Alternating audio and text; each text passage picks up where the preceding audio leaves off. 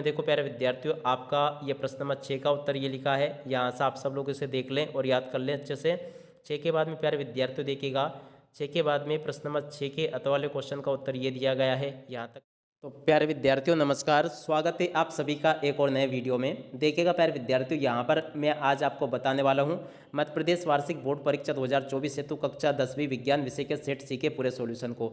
जी हाँ प्यारे विद्यार्थियों, आज मैं यहाँ से आपको सेट सी पूरा का पूरा बताऊँगा। तो चलेगा प्यारे विद्यार्थियों, वीडियो में आगे बढ़ते हैं, समझते हैं आपके पूरे क्वेश्चन पेपर को और इसके पूरे सॉल्यूशन को। देखिएगा प्यारे विद्यार्थियों, यहाँ से आप लोग इसको देख लीजिएगा। मध्य प्रदेश वार्षिक बोर्ड परीक्षा 2024 के लिए आज हम यहाँ से कक्षा 10वीं के विज्ञान विषय के सेट सी के पूरे सॉल्यूशन को देखेंगे।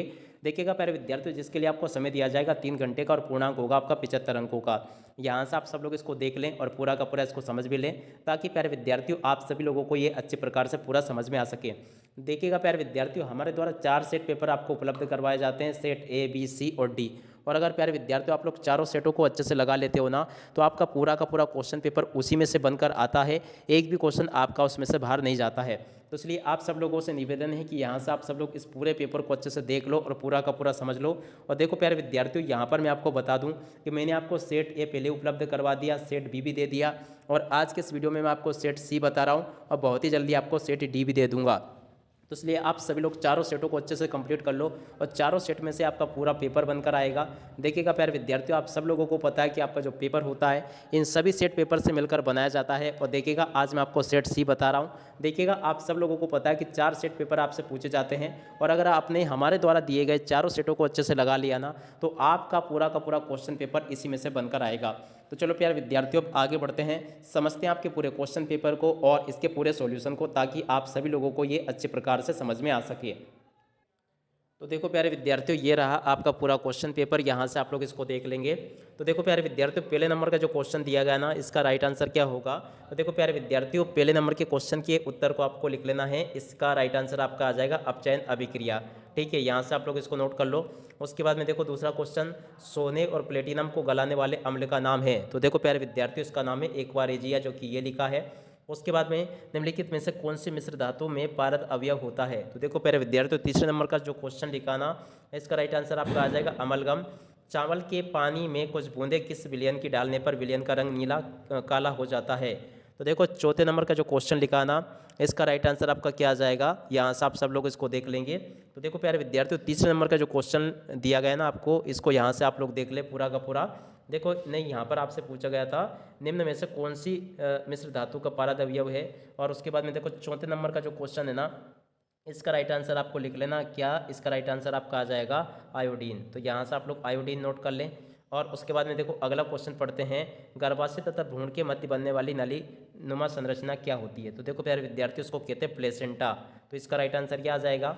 वाहन के पीछे का दृश्य देखने के लिए किस दर्पण का उपयोग किया जाता है। तो देखो छठे नंबर का जो क्वेश्चन लिखा गया ना, इसके राइट आंसर आपका क्या होगा। तो देखो प्यारे विद्यार्थियों, यहाँ से आप सब लोग देख लोगे, इसका राइट आंसर आपका आ जाएगा उत्तल दर्पण। कहाँ पर लिखा है, ये लिखा उत्तल दर्पण। विभवांतर मापन यंत्र है। तो देखो प्यारे विद्यार्थियों, विभवांतर मापन का यंत्र कौन सा होगा। तो यहाँ से आप लोग देख लेंगे, वोल्ट मीटर इसका यंत्र होगा। उसके बाद में देखो 8वें नंबर का क्वेश्चन। तो देखो 8वें नंबर के क्वेश्चन का राइट आंसर आपका आ जाएगा 1:3। कहाँ पर लिखा है 1:3, ये लिखा। ठीक है, उसके बाद में हम आगे बढ़ते हैं, रिक्त स्थानों की पूर्ति को देखते हैं। तो देखिएगा प्यारे विद्यार्थियों, आपके रिक्त स्थान पूर्ति और आपका देखिएगा जोड़ी का मिलान, ये सभी का सॉल्यूशन प्यारे विद्यार्थियों मैं आपको आंसर शीट के ऊपर देने वाला हूं। पहले आप लोग यहां से पूरा पेपर देख लो। ये आपसे एक वाक्य एक शब्द में उत्तर इस प्रकार से आपसे पूछे जाएंगे पूरे। और उसके बाद में देखो यहाँ से आप सब लोग इन प्रश्नों को समझ लोगे। प्रश्न नंबर 5 पूछा गया है, 5 के बाद में 6 लिखा है, 7 लिखा गया है, 8 लिखा गया है। ऐसे प्रकार के क्वेश्चंस आपको पेपर में परीक्षाओं में देखने को मिल जाएंगे। टोटली आप लोग यहाँ तक का इसको देख लो। और जैसा कि मैं आपको बता रहा हूँ, ऐसे प्रकार के क्वेश्चंस आपसे पेपर में परीक्षाओं में पूछे जाएंगे। तो यहाँ तक का आपको मैंने पूरा बता दिया। अब चलिएगा आगे बढ़ते हैं और इन सभी क्वेश्चन के आंसर को देखते हैं। तो देखो प्यारे विद्यार्थियों, यहाँ से आप सब लोग इन रिक्त स्थानों को देख लोगे। इसमें आपको एक्वारेजिया लिख लेना है, इसमें आपको कार्निया लिखना है, और उसके बाद में देखो इसमें आपको लिख लेना सोनोरस, और इसमें आपको वर्तिकार्ग, और उसके बाद में देखो इसमें आपको अनंत लिखना है, इसमें आपको समांतर श्रेणी, और उसके बाद में देखो इसमें आपको 23 जोड़े लिख लेना है। तो इस प्रकार से आप लोग लिख लो। और उसके बाद में देखो प्यारे विद्यार्थियों, यहाँ तक का जिस प्रकार का मैं आपको बता रहा हूँ ना, आप सब लोग इसको नोट करते चले बराबर। और देखो जोड़ी का मिलान इस प्रकार से आपको करना है। बल्ब की जोड़ी इससे मिल जाएगी टंगस्टन से, इंद्रधनुष की वर्ण विक्षेपण से, लिटमस की लिचेशन से, और उसके बाद में देखो स्पाइरोमीटर, रक्तदाब, वृषण की शुक्राणु उत्पादन, उत्तल लेंस बीच में मोटा तथा किनारों पर पतला मेंडल की जोड़ी आनुवंशिकता से, और थायरॉक्सिन की जोड़ी आयोडीन से। तो ऐसे आप लोग लिख ले पूरा का पूरा इसको। अब इसके बाद में देखो अब आगे बढ़ते हैं। तो देखो यहाँ से आप सब लोग एक शब्द या एक वाक्य में उत्तर को देख लोगे। तो देखो एक शब्द या एक वाक्य में उत्तर, पहले का उत्तर ये लिखा है, दूसरे का उत्तर ये दिया गया है, और उसके बाद में देखो तीसरे नंबर का जो क्वेश्चन है ना, उसका उत्तर ये लिखा 30 डिग्री। और उसके बाद में देखो अगला जो क्वेश्चन है, इसमें आपको फेराडे लिख लेना है, इसमें आपको ऑक्सीजन हार्मोन लिख लेना है, और उसमें देखो इसमें आपका पश्चिम मस्तिष्क आ जाएगा, इसमें आपको जैव निम्नीकरण लिख लेना है। ऐसे देख ले आप लोग। और उसके बाद में देखो ये वाला क्वेश्चन आपका प्रश्न नंबर 5, परितंत्र में कितने प्रकार के घटक होते हैं, नाम लिखिए। तो देखिएगा प्यारे विद्यार्थियों, ये क्वेश्चन पता नहीं क्यों छूट गया, तो आप लोग स्वयं इसको कर लें। और देखो इसके बाद में ये वाला जो क्वेश्चन था ना, खाद्य श्रृंखला व खाद्य जाल में कोई दो अंतर आपको बताना। तो यहाँ से आप सब लोग इसको देख लोगे, खाद्य श्रृंखला और खाद्य जाल में अंतर पूरा। और उसके बाद में देखो प्यारे विद्यार्थियों, आपका ये प्रश्न नंबर 6 का उत्तर ये लिखा है। यहाँ से आप सब लोग इसे देख लें और याद कर लें अच्छे से। 6 के बाद में प्यारे विद्यार्थियों देखिएगा, 6 के बाद में प्रश्न नंबर 6 के अत वाले क्वेश्चन का उत्तर ये दिया गया है, यहाँ तक का आप लोग देख लो। और उसके बाद में देखो प्रश्न नंबर 7 का उत्तर ये यहाँ पर आपको दिया गया है। तो प्रश्न नंबर 7 के उत्तर को आप लोग नोट कर लोगे पूरा। और देखो प्रश्न नंबर 7 के बाद में प्रश्न नंबर 7 के अत वाले क्वेश्चन का उत्तर ये यहाँ पर आपको दिया गया है, ऐसे भी आप लोग याद कर लो पूरा। और उसके बाद में देखो प्रश्न नंबर 8 का उत्तर ये यहाँ पर आपको दिया गया है। 8 के बाद में देखो प्यारे विद्यार्थियों, 8 के अत वाले क्वेश्चन का उत्तर ये लिखा है, यहाँ से आप सब लोग इसे देख लें और अच्छे से पूरा समझ भी लें। तो इसके बाद में देखिएगा आगे बढ़ते हैं। तो देखो ये आपका प्रश्न नंबर 9 का उत्तर लिखा है। प्रश्न नंबर 9 के पूरे उत्तर को आप लोग देख लोगे यहाँ से, और पूरा का पूरा इसको याद कर लो जैसा कि मैंने आपको बताया। अब 9 के बाद में देखो प्यारे विद्यार्थियों, 9 के अत वाले क्वेश्चन का उत्तर ये यहाँ पर आपको दिया गया है। ये वेरी वेरी मोस्ट टाइम पे क्वेश्चन है प्यारे विद्यार्थियों, फ्लेमिंग के बाएं हाथ का नियम। ये बिल्कुल आपके पेपर में, परीक्षा में आपसे पूछा जाएगा, तो यहाँ से आप लोग इसको याद जरूर कर लें। और उसके बाद में देखो अब आगे बढ़ते हैं। तो देखो अगला क्वेश्चन ये लिखा है, 12B विभवांतर के दो बिंदुओं के बीच 4C आवेश को ले जाने के लिए कितना कार्य किया जाता है। तो यहाँ से आप सब लोग इसको लिख लें और पूरा का पूरा इसको समझ भी लें। उसके बाद में देखो इसके अत वाले क्वेश्चन का उत्तर ये लिखा है, किसी चालक का प्रतिरोध करने वाले दो कारकों के बारे में लिखिए। तो देखो यहाँ से आप सब लोग इन दो कारकों के बारे में लिख लो पूरा। और उसके बाद में देखो अगला क्वेश्चन ये लिखा प्रश्न नंबर 11, जिसमें कि आपसे पूछा गया है गोली दर्पण किसे कहते हैं, गोली दर्पण के प्रकार लिखिए। तो देखो यहाँ से आप सब लोग गोली दर्पण के प्रकारों को नोट कर लो पूरा का पूरा। और उसके बाद में देखो यहाँ पर आपसे वास्तविक प्रतिबिंब और आभासी प्रतिबिंब में अंतर पूछा गया है। तो यहाँ तक का आप सब लोग इसको देख लेंगे और पूरा का पूरा इसको याद भी कर लो जैसा कि मैंने आपको बताया है। अब इसके बाद में देखो अगला क्वेश्चन ये लिखा प्रश्न नंबर 12। तो प्रश्न नंबर 12 को पूरा का पूरा देख लो आप लोग यहाँ तक का, और इसको हल भी कर लो जैसा कि मैंने आपको बताया।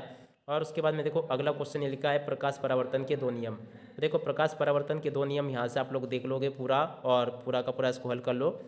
और उसके बाद में देखो प्रश्न नंबर 13 ये लिखा गया है, परागण और निषेचन में अंतर आपको बताना है। तो देखो यहाँ से आप सब लोग परागण और निषेचन में अंतर को नोट कर लो पूरा का पूरा। और उसके बाद में देखो अगला जो क्वेश्चन है आपका, निम्नलिखित के कार्य लिखिए। तो देखो इनके कार्य आपको बताने, पुंकेसर के, अंडाशय के, प्रोस्टेट ग्रंथि के, तो इन सभी के कार्यों को आप लोग यहाँ से देख लोगे। प्रश्न नंबर 14 के उत्तरों को सभी यहाँ से आप लोग नोट कर लो। जाइलम और फ्लोएम में अंतर आपको बताने, यहाँ से आप लोग देख लोगे। आलिंद और नीले में अंतर आपको बताना, तो इनको भी आप लोग देख लो पूरा। और उसके बाद में देखो उभयधर्मी ऑक्साइड क्या होते हैं ये आपको बताने, तो उभयधर्मी ऑक्साइड के बारे में लिख लो यहाँ से। और उसके बाद में देखो ये अगला क्वेश्चन आपसे पूछा गया है, आयनिक यौगिकों के दो गुण लिखिए। तो देखो ये आयनिक यौगिकों के दो गुणों को लिख लो यहाँ से, ये दो गुण लिखे गए हैं। उसके बाद में देखो प्यारे विद्यार्थियों अगला क्वेश्चन आपका प्रश्न नंबर 16 जो है ना, उसका उत्तर ये यहाँ पर आपको दिया गया है, श्वसन को ऊष्मक्षेपी अभिक्रिया क्यों कहते हैं। तो यहाँ से आप सब लोग इसको याद कर लोगे। और उसके बाद में देखो अगला क्वेश्चन ये लिखा है, अवक्षेपण अभिक्रिया से आप क्या समझते हैं। तो यहाँ से आप सब लोग इस क्वेश्चन के आंसर को भी देख लोगे पूरा का पूरा, और इसको याद कर लो। उसके बाद में देखो प्रश्न नंबर 17 का उत्तर ये लिखा गया पूरा का पूरा। 17 के बाद में देखो इसके अत वाले क्वेश्चन का उत्तर ये दिए गए, विकृत गंधिता किसे कहते हैं, पूरा का पूरा। उसके बाद में देखो अगला क्वेश्चन, दृष्टि के 3 सामान्य दोषों का वर्णन आपको करना है। तो देखो एक तो होता है निकट दृष्टि दोष, दूसरा होता है दूर दृष्टि दोष, और उसके बाद में देखो एक होता है जरा दृष्टि दोष। इन तीनों ही दोषों को आप लोग याद कर लो, ये बिल्कुल आपके पेपर में, परीक्षाओं में पूछे जाएंगे, ये बिल्कुल आपको अपनी परीक्षाओं में लिखकर जरूर आना है। और उसके बाद में देखो अथवा में आपसे पूछा गया ये वाला क्वेश्चन, मानव नेत्र के किन्हीं 3 भागों के कार्यों को लिखिए। तो देखो श्वेत पटल का क्या कार्य होता है, कारिणीय का क्या होता है, पुतली का क्या कार्य होता है, लिख ले आप सभी लोग यहाँ से इनको पूरा का पूरा जैसा कि मैंने आपको बताया। और उसके बाद में देखो प्रश्न नंबर 19 ये लिखा गया है, यहाँ से देख लोगे आप सब लोग। इसमें आपको ऑक्सिन के, जिबरलिन के और साइटोकाइनिन के कार्य बताने हैं और इनके यहाँ से आप लोग लिख ले पूरा का पूरा। और देखो इसकी अथवा में जो क्वेश्चन पूछा गया था प्रतिवर्ती चाप के बारे में लिखिए, तो देखो यहाँ से आप सब लोग प्रतिवर्ती चाप को देख लो, प्रश्न नंबर 20 को देख लो। प्रश्न नंबर 20 में पहले क्वेश्चन का उत्तर ये लिखा, दूसरे का उत्तर ये दिया गया है और उसके बाद में देखो तीसरे का उत्तर ये यहाँ पर आपको दिया गया, तो ऐसे लिख लें आप लोग।